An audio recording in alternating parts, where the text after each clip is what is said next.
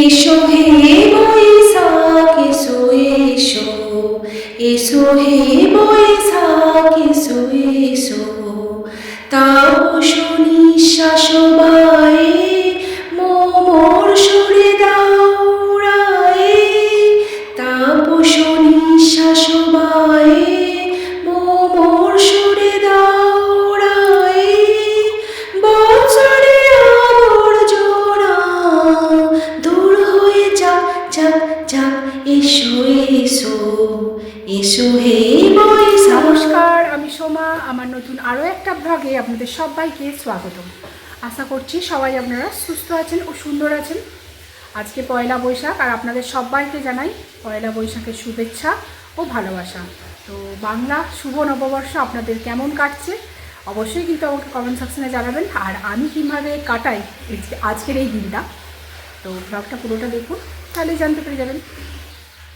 তো আজ যেহেতু পয়লা বৈশাখ, সকাল সকাল স্নান সেরে পুজো করে ফেললাম, আর এখন রান্নাঘরে চলে এসেছি। কুটে নিয়েছি কিছু আলু, চিকেনের আলু, মাটনের আলু, আর একটা সবজি করব, ওই আলু বেগুন ডাঁটা উচ্ছে দিয়ে একটা চচ্চড়ি টাইপের। তো সেটাই ফার্স্টে করে নেব আজকে। তো প্রথমে একটুখানি বড়ি ভাজতে দিয়েছি। বড়িগুলো প্রথমে শুকনো খোলায় ভেজে নিচ্ছি।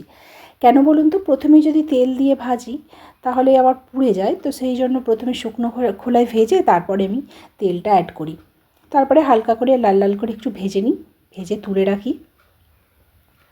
আর আজকে যেহেতু পয়লা বৈশাখ, আজকে আমাদের বাড়িতে কিন্তু সন্ন্যাসীরা লাঞ্চ করবে। তো সেই জন্য রান্নার একটু তোড়জোড় তো আছেই।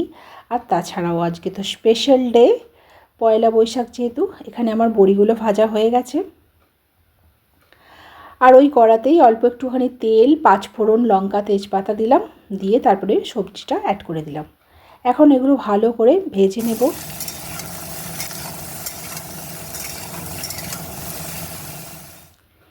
তো আমার ভাজা হয়ে গেছে সবজি। এবার গুঁড়ো মশলাগুলো অ্যাড করে দেবো। প্রথমেই একটুখানি হলুদ গুঁড়ো দিয়েছিলাম, যেটা আপনাদেরকে দেখাইনি, আর দিয়েছিলাম লঙ্কার গুঁড়ো, আর এখন একটু জিরে গুঁড়ো দিয়ে দিলাম। আর নুন তো পরিমাণ মতো দিতেই হবে।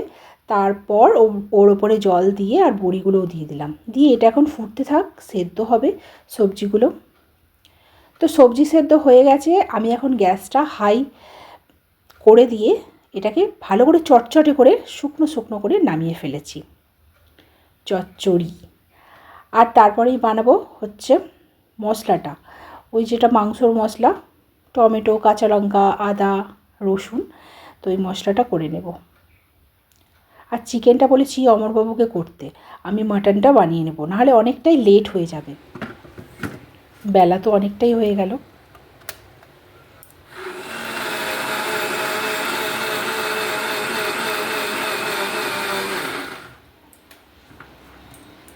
আর এদিকে আমার মশলাটা বাটা হয়ে গেছে। দুটো মাংসের মশলা একসঙ্গে বেটে নিলাম, সুবিধে হয় এতে।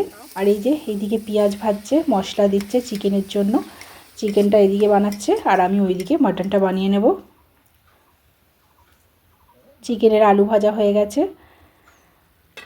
তো চিকেনটা এখন কষানো চলছে, আমি একবার দেখতে এলাম। তো কিছুটা চিকেন একটু ড্রাই করে রিমের জন্য তুলে রাখা হবে। ও রিম তো কষা ছাড়া খেতে পারে না। আর একটুখানি চিকেন ঝোল করব, কেননা যিনি লাঞ্চ করবেন তিনি ঝোল চিকেন ভালোবাসেন। তো সেই জন্যই আর কি দু রকম চিকেনটা করে নেব। আর এদিকে প্রেসার কুকারের মধ্যেই আমি মশলাটা কষিয়ে নিয়েছিলাম, যে মশলাটা আর কি মাংসতে দিতে হয়, পেঁয়াজ, আদা, রসুন, টমেটো, কাঁচা লঙ্কা। তো এগুলো ভালো করে কষিয়ে নিয়ে ওর ওপরে হলুদ গুঁড়ো, লঙ্কার গুঁড়ো, জিরে গুঁড়ো আর ধনে গুঁড়ো, এই গুঁড়ো মশলাগুলোই এখন অ্যাড করছি। করে নিয়ে সব ভালো করে কষে নেব।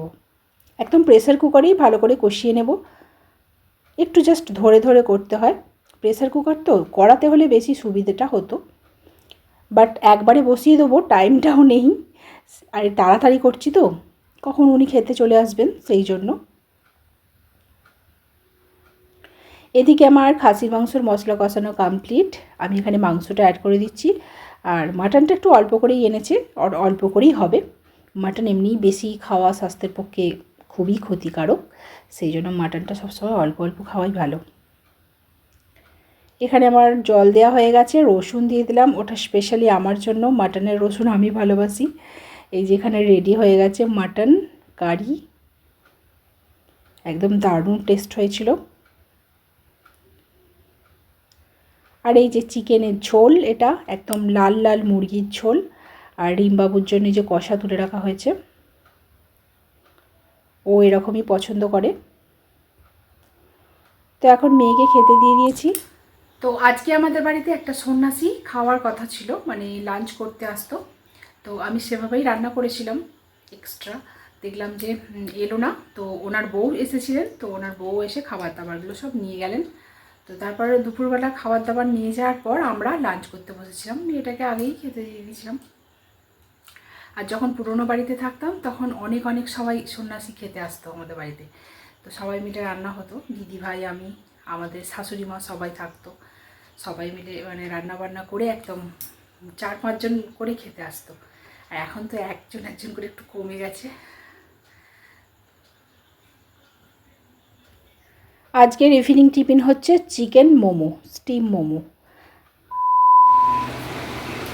তারপর মিস্টার অমর পালোধি, নববর্ষ কেমন কাটলো? ভালো নয় কেন?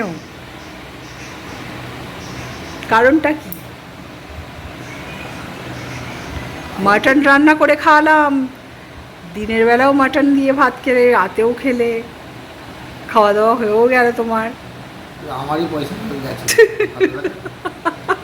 পয়সা তো তোমার পকেট থেকেই যাবে, বলো আমি কি কিছু করি নাকি এখনো যে আমার পকেট থেকে এনে খাওয়াবো? তা রান্নাটা কেমন করেছি তুমি তো বললে না। ভালো।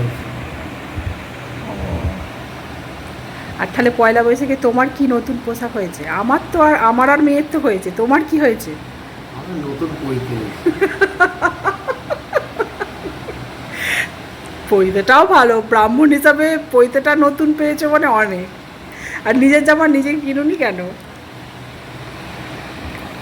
তাকাও এইদিকে। ঠিক আছে, ঠিক আছে, আপনি টিভি দেখুন। রাতের আকাশে পূর্ণিমার চাঁদ জলজল করছে। আজকে কিন্তু আমরা পয়লা বৈশাখের নতুন জামা কাপড় পরিনি, ইচ্ছে হলো না, পুরনো জামা কাপড়েই রয়েছি। তো আপনারা কিভাবে নতুন বছরটা কাটালেন, নতুন নতুন জামা কাপড় পরলেন আমাকে অবশ্যই জানাবেন। আর কোথায় ঘুরতে গেলেন সেটাও জানাবেন। আমরা তো এবছর আর কোথাও ঘুরতে যেতে পারলাম না, মানে ঘুরতে কোথাও একটু মন্দিরে টন্দিরে গিয়ে হয়তো পুজো টুজো দিয়ে একটু খাওয়া দাওয়া করে আসতাম, বাট ওই গাজনের জন্য সেই ঘরে একটুখানি ব্যস্ততা ছিল অমরবাবু, সেই জন্য আর নিয়ে যেতে পারিনি, বাড়িতেই আছি। অমরবাবু তো আগেই খাওয়া হয়ে গিয়েছে, এখন মা মেয়ে দুজনে মিলে খেতে বসেছি।